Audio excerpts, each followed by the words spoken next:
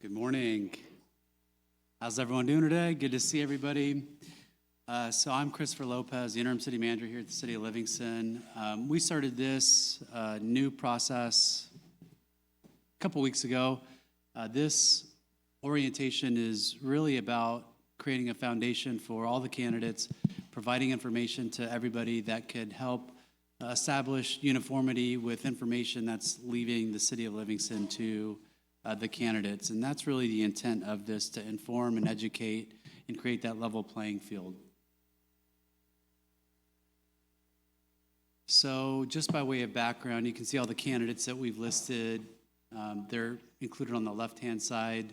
The first orientation that we had, I think it was maybe about a week and a half ago, 2 weeks ago, and that group had many candidates there. So this one was going to be the secondary orientation, just in the event that some of those that went to the first one couldn't make it to the second one and vice versa. The staff that's here today or representing our departments: Martha, Community Development; Captain Chris Allen, CAL FIRE, he's currently away on a mutual aid fire; Happy Baines, Jackie, Benoit; Anthony, Public Works; Monica, City Clerk's Office; RC and HR, she's not here today; Mario Gavea from Engineering, and then Interim Chief John Ramirez here. So that makes up the management team for the City of Livingston. So the operations that make up the City of Livingston include the City Manager's Office, the Finance Department, HR, City Clerk's Office, the Police Department, CAL FIRE, Recreation, Public Works, Engineering, Community Development, the Treasurer's Office, and the City Attorney. Some notable highlights with respect to the City of Livingston: there are 66 fully funded FTEs. There are 66 part-time individuals, mostly in the recreation side of the operation, 6 permanent part-time employees. We're unique in that we have our own water utility. We operate our wastewater function as well. Only 2 people work directly for the City Council: the City Manager and the City Attorney. The city has a total budget of $35.4 million. As we all know, businesses are the lifeblood of the City of Livingston. These are some of the businesses that make up the City of Livingston. In many communities, sales tax drives revenues that fund our general fund operations. So these businesses, by way of sales tax, fund many of our operations. The other big chunk of revenue generation is on the property tax side. These are just some of the businesses that call Livingston home. Now, we'll spend a little bit of time related to the relationship between the City Council and the City Manager and staff. I've taken most of this information from the League of California Cities, otherwise known as Cal Cities, ICMA, which is the International City County Management Association, and then the Institute for Local Government, which is the education arm of Cal Cities. So there's a lot of valuable information that you can find on each one of their respective websites. The council manager form of government is the form of government in the City of Livingston. The elected City Council sets the policy direction as the direct representatives of the community, with the city manager providing the professional expertise to manage the organization and carry out the council's direction. This form of government is predicated on the philosophy that elected representatives are better able to make community value judgments on behalf of residents and translate these values into policy direction, the what in city government. Everybody that is at this table here is an expert, technical leader in their own respective operation. And so those staff members that we have here have years and years, some decades and decades of experience in their respective operations. And so really, they're here to provide, and they work for the City of Livingston to provide technical expertise in their own respective field. And it's really important to understand and to really communicate that the management team provides its best technical recommendation, but that doesn't necessarily mean that that's what the City Council has to adopt to do, because the council is better suited to make those value judgments on behalf of the community. Some things that you may want to know about the city manager: what you may already perceive may not be accurate, and I would say that for the entire management team. Managers put a very high priority in having good working relationships with council members. It's important to have an open mind. The city manager's office represents, and the city manager represents, the policy position of the current city council. It's important to take the time to develop a relationship. And one thing that's critically important is that the success of the city council, of the city manager's office, and of the entire city team happens collectively. And so succeeding, failure, it happens collectively. It's not because of one individual. It's not because of a group of individuals. It's an entire team. And that's the way that I see the management team. That's the way that I see the council. We're all in the same boat, and we're all in this together to really make Livingston the best place that we can make it for the residents. From a manager's perspective, elected officials focus on big picture, not necessarily the detailed implementation or the administration of those items. We've got personnel policies, we've got MOUs, we've got ordinances, and so our responsibility is carrying out and administering personnel rules, MOUs, municipal codes, and so that's what the management team here does through the management team and through our respective staff. The city manager's office and the staff avoid undue influence on policy development. We focus on policy implementation and service delivery.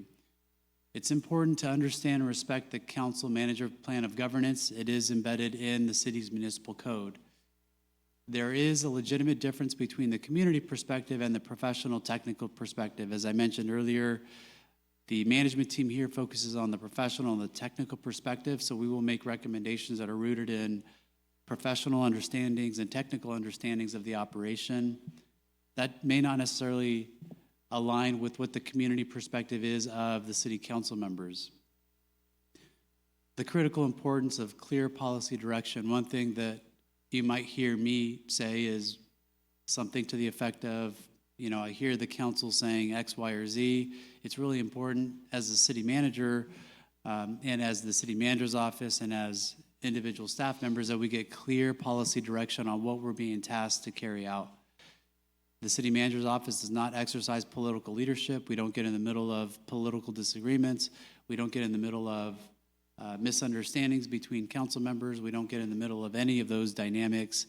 We try and remain professional and neutral when it comes to those items that might present themselves. It's really important to communicate or provide some sort of idea or preference in terms of the type and frequency of communication. There's a baseline level of communication that goes to all members of council, whether that be by memo, whether that be by email, whether that be by text message, and getting information out because it's critically important that they receive that information. There's a baseline level of information. I do try and make myself available to those council members that would like one-on-ones.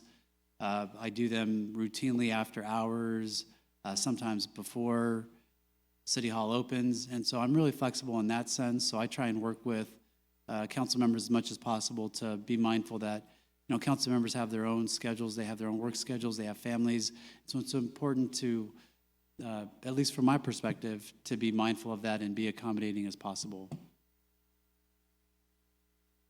So in conclusion, we really focus in on organizational performance. What are the metrics that drive how the organization is performing?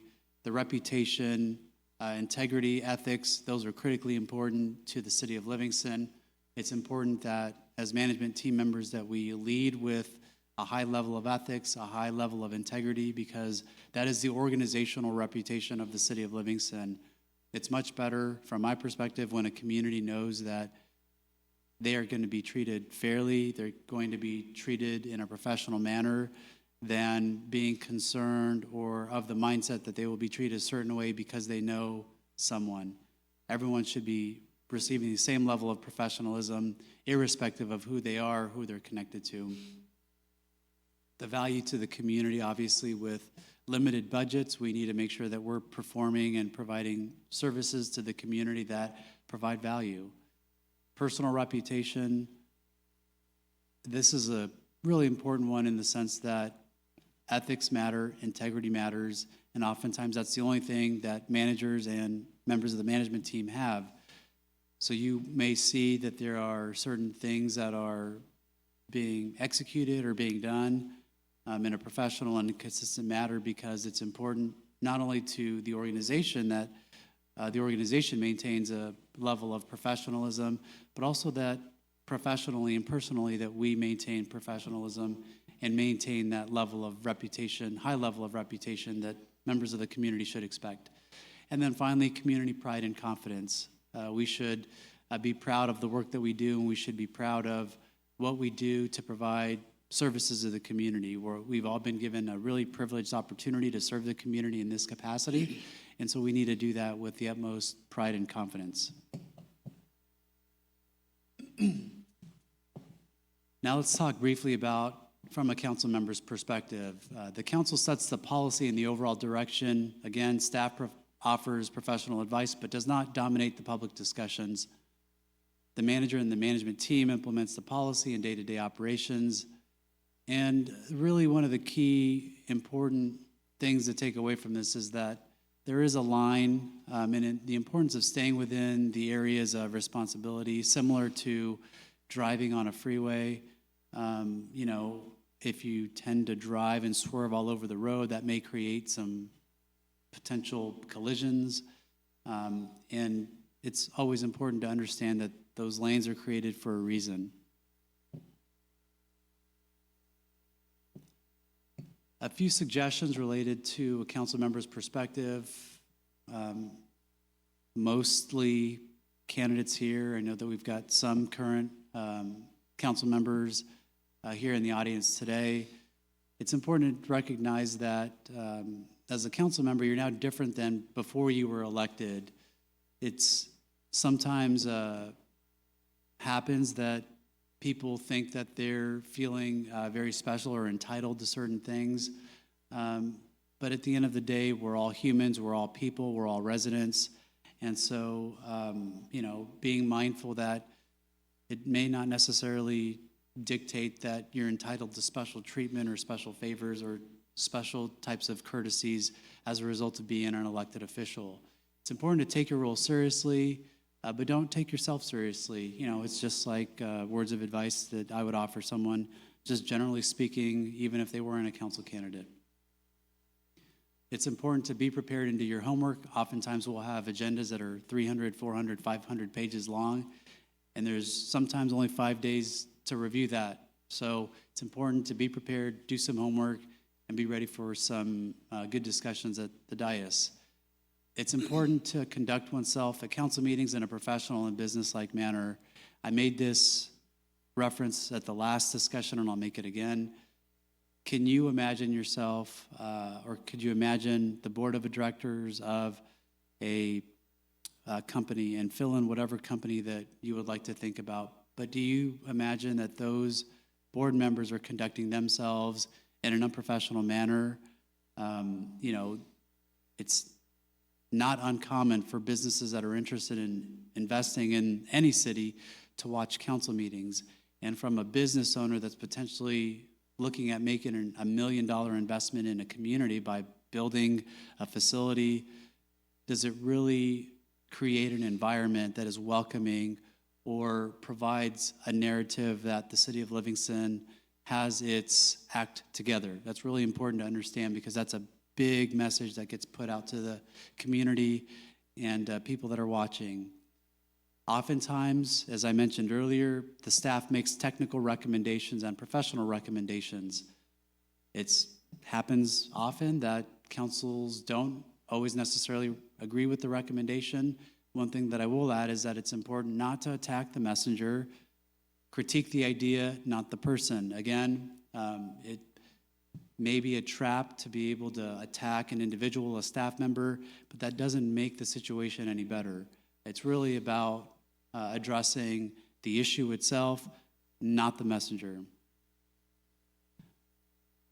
At the end of the day, the staff, city manager's office takes direction from a majority of the council. So even though a council member may not agree with the outcome of something, it's important that as staff, we carry out that will that's been exercised by the majority of the council.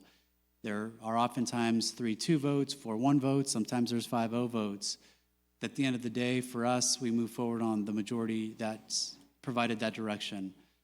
At the end of the day, the city manager has 5 bosses. Each individual council member has their own unique personality, their own unique nuance, their own unique perspective. And so the city manager must balance and be mindful that there are 5 differing potential views from the council. So remember that, be mindful of that. Grace is always welcomed. And then obviously, as humans, as people that are imperfect, there will be mistakes. And so it's important to model tolerance for organizational imperfection. I know that none of us are perfect in our private lives. None of us are private perfect in our professional lives, personal lives. We all make mistakes. That's just what happens when we have humans. So to wrap this part of the discussion up, it's important to celebrate success. I always like to think about where we've come from and where we are. I know that, I think it was in our last management team meeting, we had a story that I shared about how things were when I first came to the city. And now we're talking about how we make the process even better when it comes to the agenda management process even better. And so it's interesting that you look back on where you started and where you're at now. And in my view, it's always, we're always striving for being much better than what we were yesterday, and we'll be much better tomorrow because of that viewpoint and that mindset. It's important to see the humor in failures, use those experiences as learning moments. Again, don't take yourself too hard.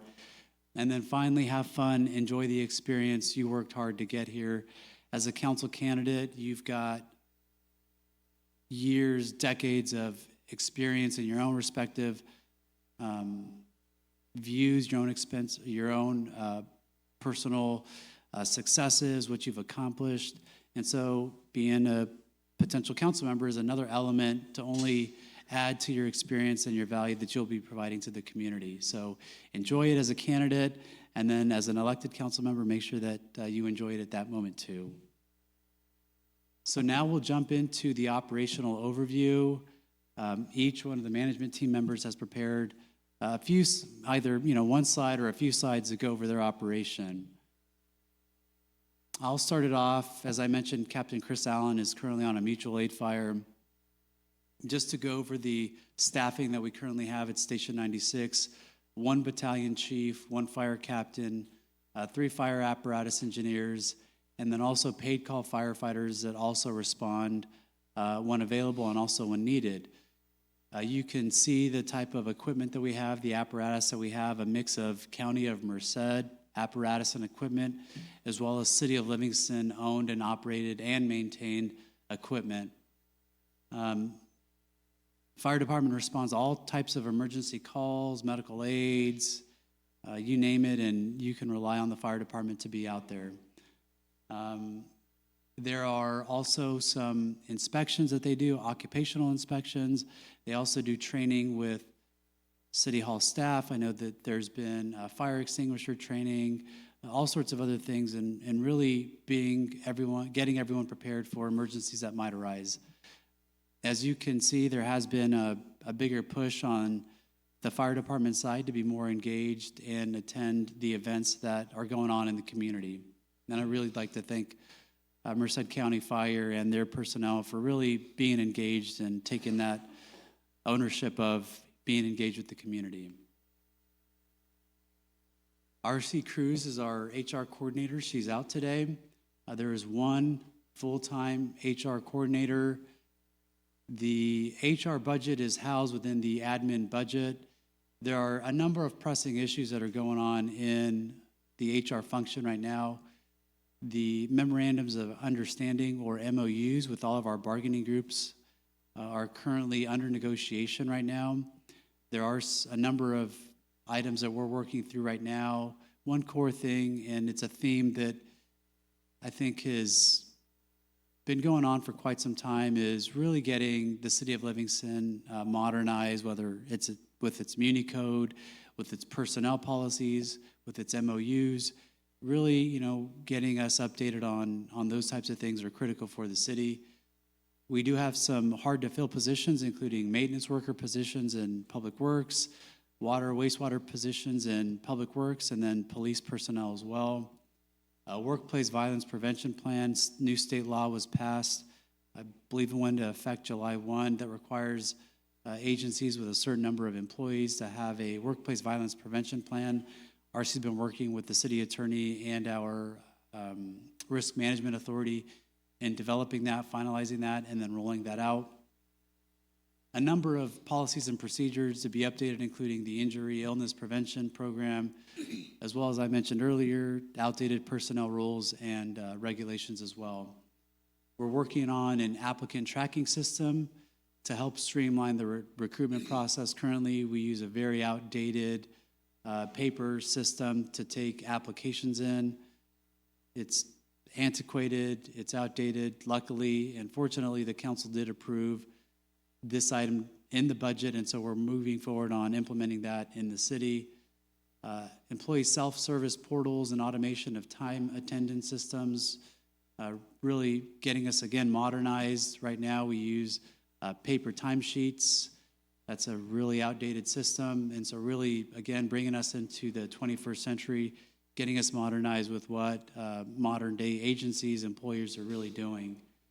Longstanding personnel challenges, number of investigations, past practices, exposure to litigation, being mindful of how our practices that we do as staff really play out to these types of things, remaining professional, remaining ethical when it comes to employee personnel discipline and those types of matters. They are responsible for benefits, compensation and training, and then compliance with state and federal labor laws and employment standards. All the personnel functions, including recruitment, selection, and onboarding, done through HR. Mandatory compliance training, I won't get into those in detail here. Lots of coordination with the Risk Management Authority, OSHA, and various other regulatory agencies as well. They are responsible for supporting claims and lawsuits as needed. And then they do work hand in hand with the finance department with the budget preparation. We've included a link to the MOUs that you can find. We'll send a copy of this presentation to everybody so that you have that. And then a link to the personnel policy so that you can get an understanding of the policies that we must adhere to here at the City of Livingston. That concludes, I think, my discussion for the departments. Thank you, and we'll just take it down the line, and then we'll take questions at the very end. Good morning. John Ramirez, Interim Chief of Police. So currently the police department has 16 full-time employees and 4 police reserves. Two of them are paid police reserves. We have 5 full-time police dispatchers. And currently, I believe we're at minus 2 part-time dispatchers and 1 full-time. We also have 1 animal control or code compliance officer and 3 administrative services. The general fund budget is just over $5 million, as you can see there. And some of the pressing issues that we've had, it's going to be our patrol officer staffing and retention, so keeping the employees that we have trained up. And the patrol radio communications, so updating our what we have on for patrol and for our dispatch center. And then just keeping up with the patrol vehicles. There's a lot of wear and tear, a lot of miles on some of the vehicles. We do have a few newer vehicles, but again, with the amount of driving that they have, it's always good to keep those up to date. And then the functions or divisions. For administration, we have the chief, lieutenant, and admin support. For patrol, we have sergeants, corporals, patrol officers, investigations, and our code compliance, animal control. And then for dispatch, communications record manager, and the police dispatchers. And then up there on the right, you can see how it's broken down with the chain of command. We have the chief of police, and then you have your operations and administrative support. And operations would include the lieutenant, the sergeants, corporals, police officers, school resource, the reserve, code compliance, And then you have your dispatch, communication records, and the dispatchers. And then on administrative support, you have your administrative service manager and the office assistant. Thank you.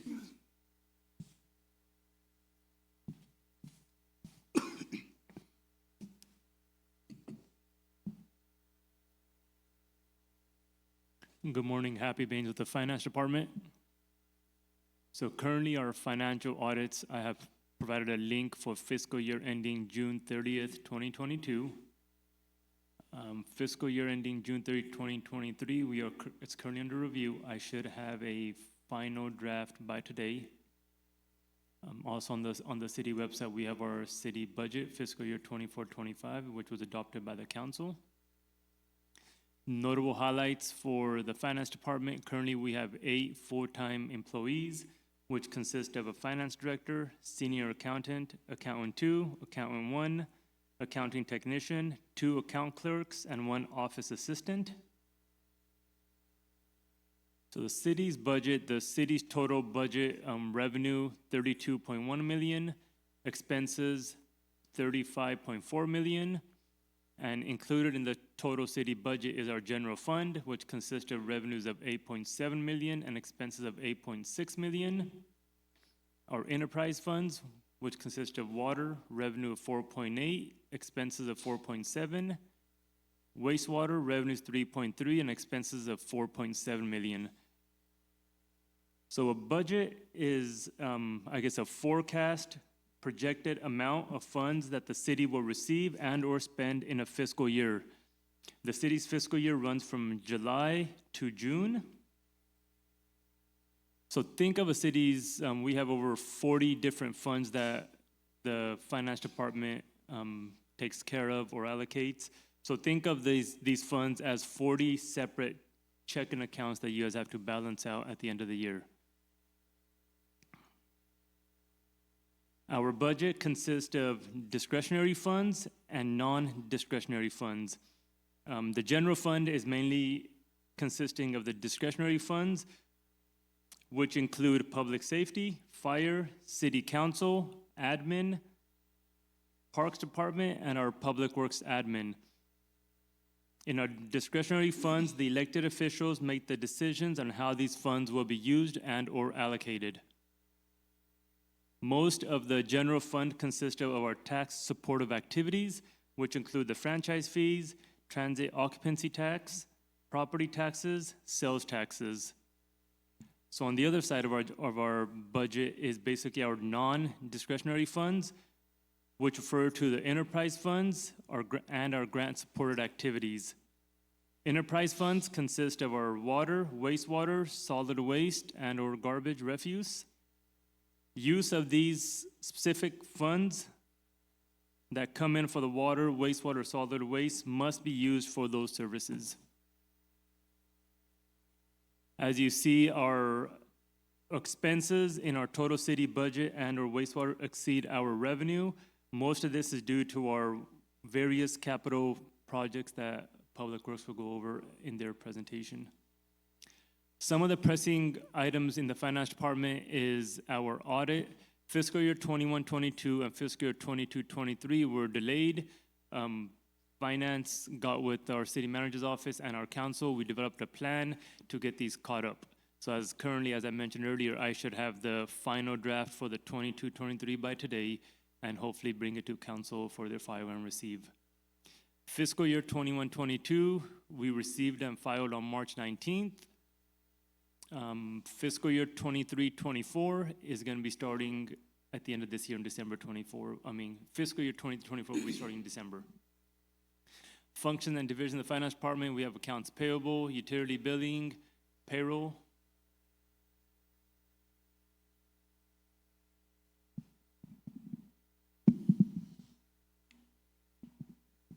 Good morning, Monica Cisneros. I'll be discussing the city clerk office. The agenda link and streaming link are on the PowerPoint. The city clerk's office is the official custodian of all city records and certifies all official records of the city. receives, organizes, prepares, and replies to requests regulated by the California Public Records Act, attends city council meetings and prepares, finalizes meeting minutes, maintains accurate records of city council proceedings, ordinances, and resolutions, performs the duties prescribed by the Elections Code in conducting municipal elections, prepares, finalizes, posts, and distributes the city council regular and special meeting agenda packets, prepares, posts, and publishes legal notices, compliance officer for federal, state, and local statute, including the Political Reform Act, the Brown Act, the Public Records Act. Notable highlights, there's one elected city clerk, there's a full-time employees, there's one deputy city clerk executive assistant, one assistant to the deputy city clerk, which is not filled. General fund, city clerk budget is combined with administration budget. And command structure, citizens of the city elect a city clerk, and the deputy city clerk is supervised by the city manager.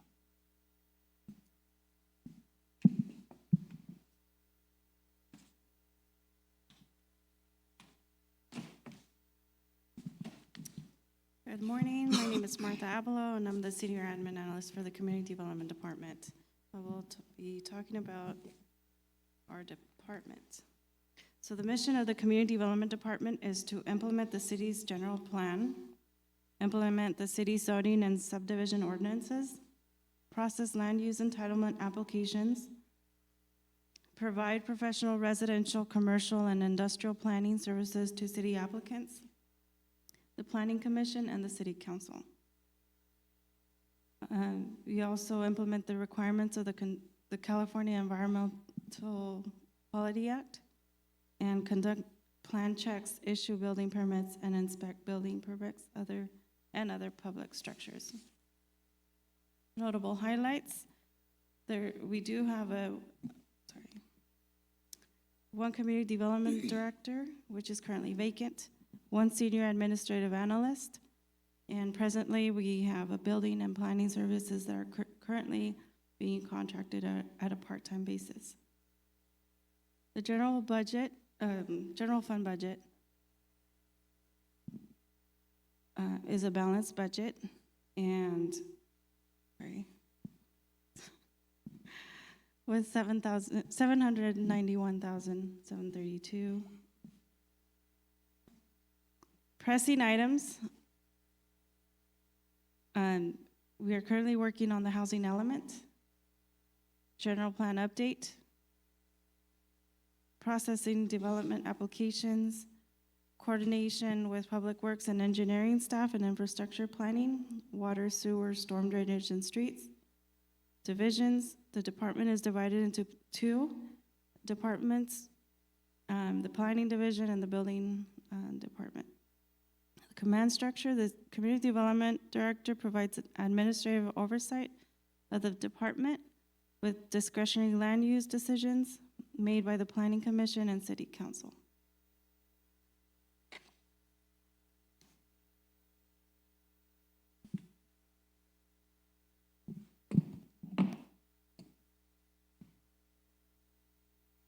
Good morning, all in attendance. Anthony Cheveria, Public Works Director. I'll be going over the Public Works slides. I don't have it listed up here, but Public Works consists of 22 full-time employees and 6 part-time employees. We do have different departments under the Public Works umbrella, and that are our administrative department. And some of the service that our administrative department offers are they process encroachment permits, process work orders, they complete the quarterly Measure V expenditure report, address resident concerns, and assist with compliance efforts. We also have a street and facilities department. In that department, they take care of all building maintenance and some minor street repairs. We have a fleet department that consists of 2 mechanics, and they keep all our equipment and vehicles in the fire department, police department, public works department in a state of good repair. Not only do they help with all the maintenance for the city and all our departments, but they also assist other departments on special projects. We also have our water and wastewater operations department. And some of the services that department provides or performed by them are sewer line cleaning, water leak repairs, compliance sampling, day-to-day operations of our water treatment plants and the wastewater plant, equipment maintenance. And last but not least, we do have our engineering department that's under the Public Works umbrella as well. And Mario Govea, our city engineer, will give some of the highlights of that department performs. Thank you. Good morning, everyone. Mario Govea, city engineer. The city engineer's office primarily deals with private projects within the city and also city projects, capital projects.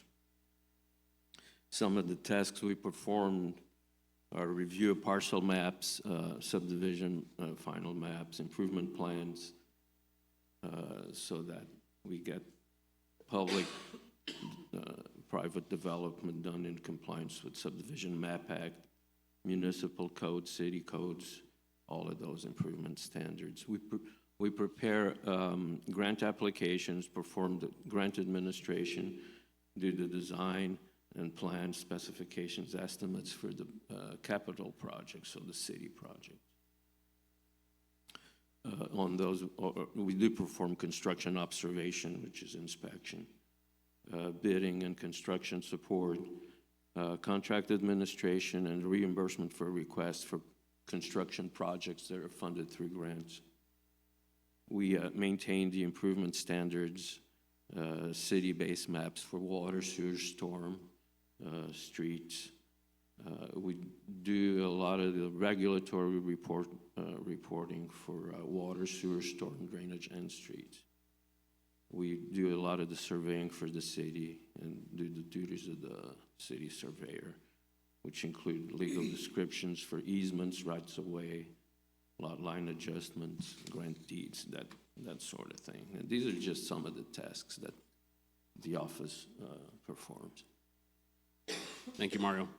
We do have a total budget for fiscal year 24-25 of $18.1 million. Some of Public Works' pressing issues are water capacity and water quality. We do have some priority projects that I have listed up here. One of them is Well 8A, arsenic treatment project. That project is projected to help address water quality issues. New Well 18, that project is projected to help address water capacity issues. And both of these projects were recently approved by our current council on September 3rd, 2024. We also have an SRF grant. And that project, that SRF grant, the projects that are inclusive of that grant are building a centralized TCP removal plant at our Killian Park and Well 8 TCP expansion project. Let's do add a few more vessels of GAC to help remove TCP. We also will be building 2 storage tanks, one at Well 8A and another at our Killian Park. The storage tank at our Killian Park will be partially buried, and that is going to be a 1.5 million gallon storage tank. And the second one at Well 8 will be a 1 million gallon storage tank. A little bit about our water system. We have 9 groundwater wells, 1 million gallon storage tank, 49 miles of distribution water lines ranging from 2 to 16 inches. Our wells treat approximately 2.2 billion gallons of water annually. Our wastewater treatment system, our wastewater system, we run an oxidation ditch treatment plant, and that's a secondary treatment plant. We have 9 sewer lift stations, We do have 8 storm pump stations as well. We have 31.25 miles of sewer line ranging from 6 to 27 inches. Last facility upgrade at the wastewater treatment plant was in 2004. And the wastewater plant treats approximately 550 million gallons a year. And Mario will take this slide. Yeah, thank you. What you have here on the left, you have some of the projects that have been completed in the recent past, and then on the right is some major projects that will be coming here within the next 5 years, hopefully. So in terms of completed projects, and this is just a partial list. You have the Winton Parkway southbound entrance to 99. That was done a few years back. A number of alleys, 8 alleys that were repaved in the recent past. The roundabout here on Main and B. A number of pavement repairs that included slurries. A number of sidewalk infill projects. In terms of water, there was a fairly large project for addressing TCP issues at wells 16 and 14. That was done with SRF funding. Water line replacement phase 3. There have been a number of phases as that implies. The 1 million gallon tank rehabilitation.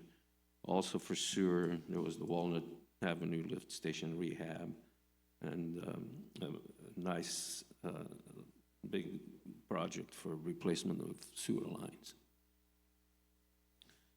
Major projects for the future here. There's the multi-use path at the Max Foster Park. It's a 2-phase project.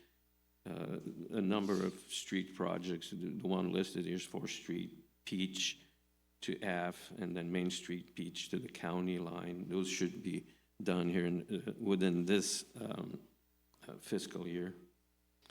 A sidewalk infill phases 3 and 4 also slated to be done. I believe it's this fiscal year. Emmett Campbell intersection reconstruction, that's in design. The Winton Parkway, Joseph Gall intersection rehab. That's basically a pavement rehab for that intersection that's in dire need of repairs. For water, there's the well 8A that's actually under construction at this point. And the TCP plants that I know Anthony referred to. There's one at the well 8 site, and then one at Arcalian Park. At the well 8 site, the well 8A will require arsenic treatment. That's in early stages of design, planning design. Well 18 will be coming up here in the next few years, as well as well 19. Well 19 will require wellhead treatment to address TCP issues because it's too far from the centralized plant. There's, in terms of sewer, there's a sludge thickener installation at the wastewater treatment plant that has been bid and just waiting for construction to be completed. There are a couple of lift stations that are in design, the Briarwood and the Hammett lift stations. For storm drainage, there's also a lift station that's being designed, and there's a couple other ones. I know the Warden Park, that will be considered here for probably in the winter if the city has funds for it. So that's a list of the things that have been done and should be coming up. And thank you. That concludes the Public Works overview.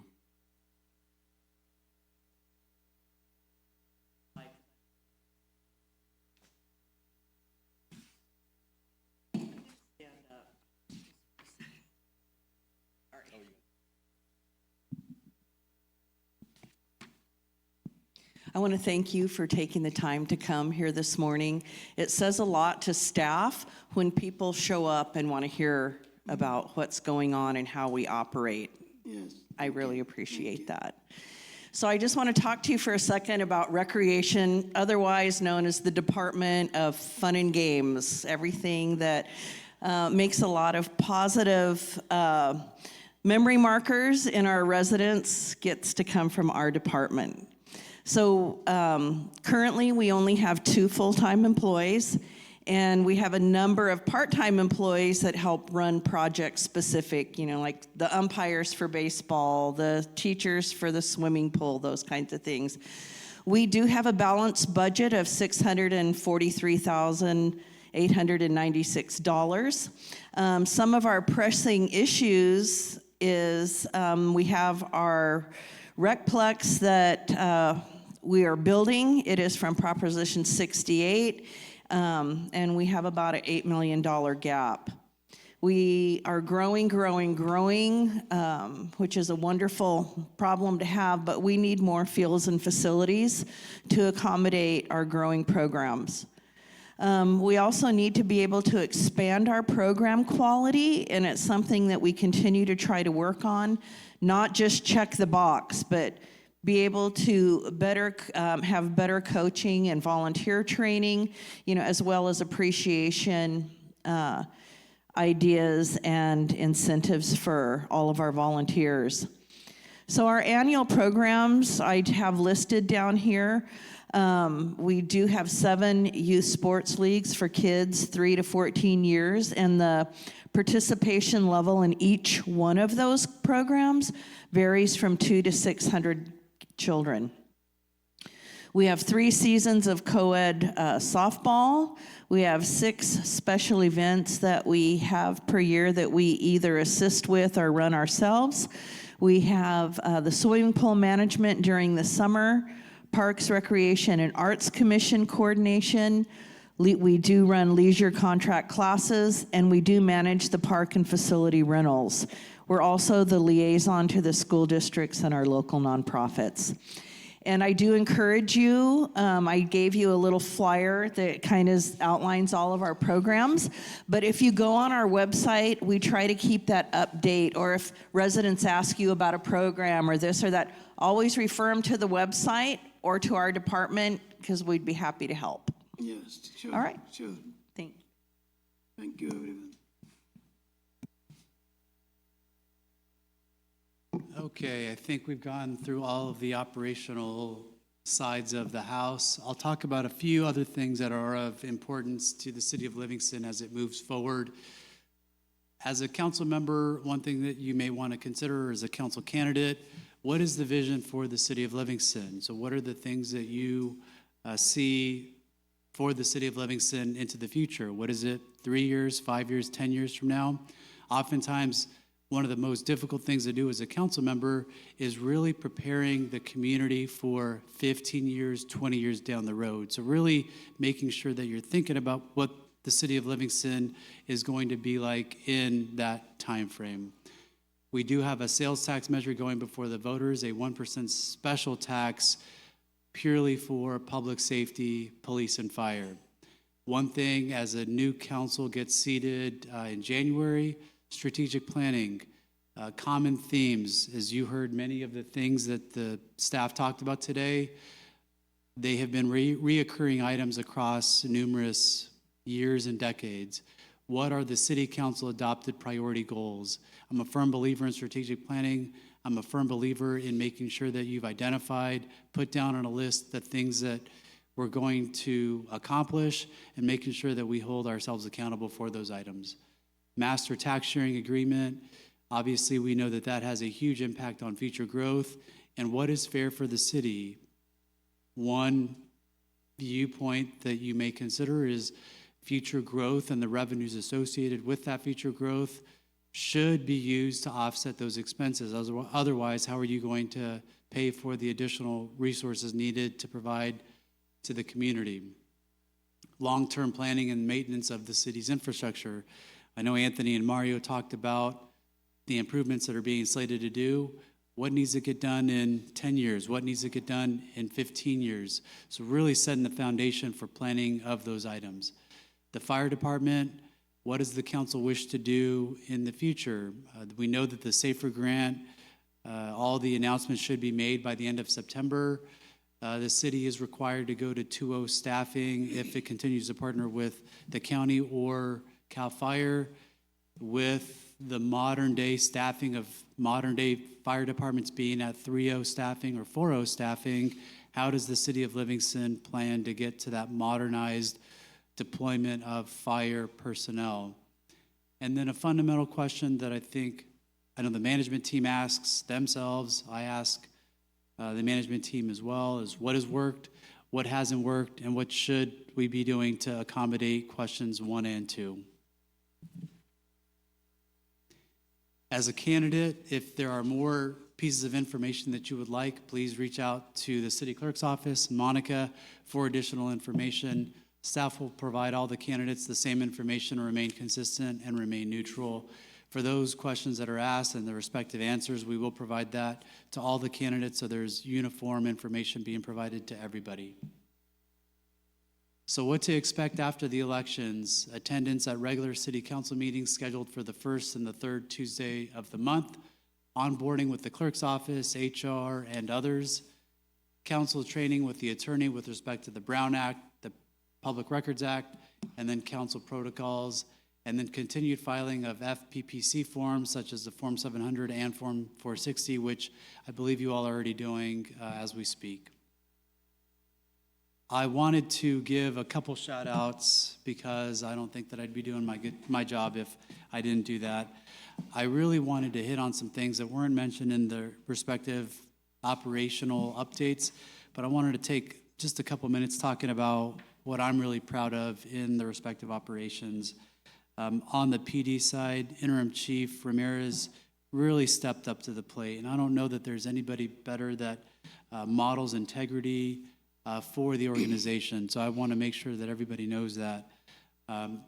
Significant number of investments that we've carried on with, investments in vehicles, as well as an item that the council just approved the other night, which was additional investments in the flock system to provide additional security and safety for the community.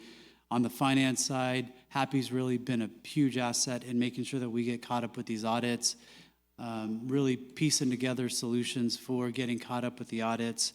One thing that I will add is that once you get behind on audits, it's really difficult to get caught up. And Happy's done an incredible job leading the team in getting caught up with those audits. The longer-term financial planning, really that's a theme that's beginning to happen in the finance department, which I'm really proud to see.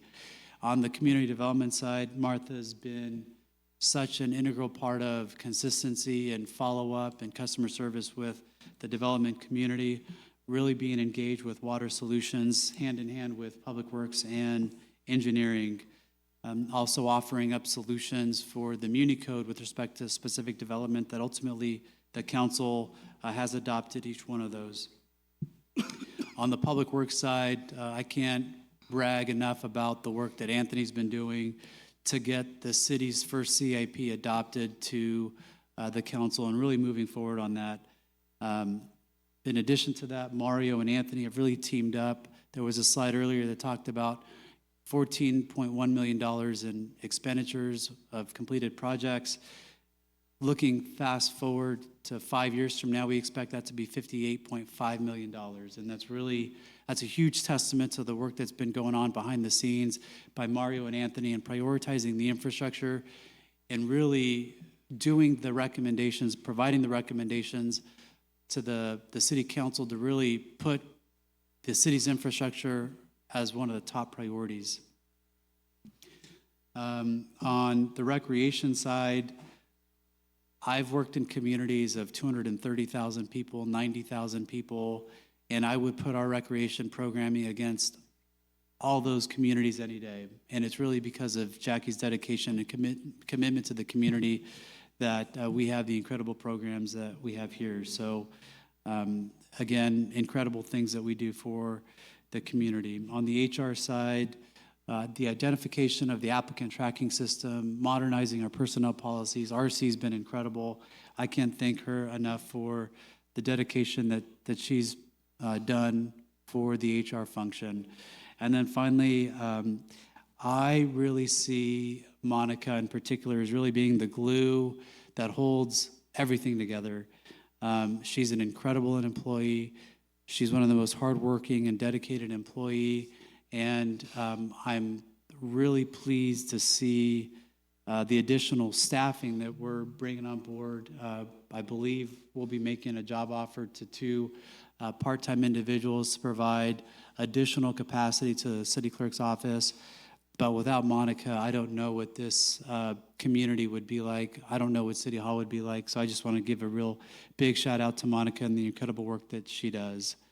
I hope I covered everybody. I think I did. But really wanted to give my extreme appreciation and brag a little bit about what this management team has done. So that concludes my updates. We're happy to take any questions from the candidate sitting up at the table with us. So feel free to ask any questions if you have any.